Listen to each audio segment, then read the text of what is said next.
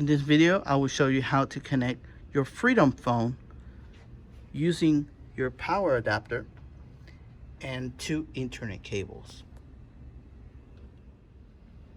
At the beginning, the first thing you want to do is get your phone, get your power adapter that will supply it for you. You're going to connect the power to the back of the phone on the left hand side. You will see it has some labels for DC, 5V.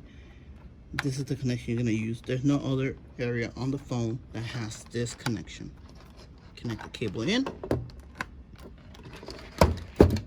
Connect the other end, the power adapter plug, into the extension or your wall outlet. Your power adapter may look different, but it's the same concept. You're going to connect again on the back of the phone, the left hand side.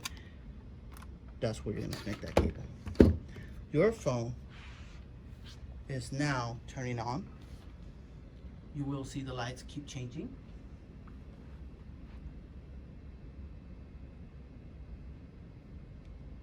And as that's happening, we're going to connect our next cable. The next thing you're going to do, you're going to connect the first Ethernet cable you have and connect it to the modem, your router in your home that provides Ethernet. You're going to connect the other end of the cable into the phone on the SW connection as shown right here. You're going to connect it in.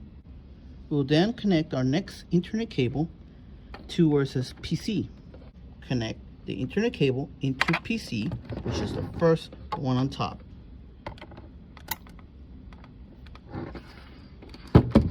On the back of your computer, you will connect the Ethernet cable to the Ethernet connection port.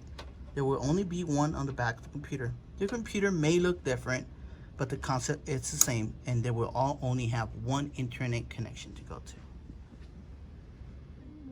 By this time, your phone should be green. If it's not, wait a little bit longer. If it does not fix and it does not turn green, talk to your manager.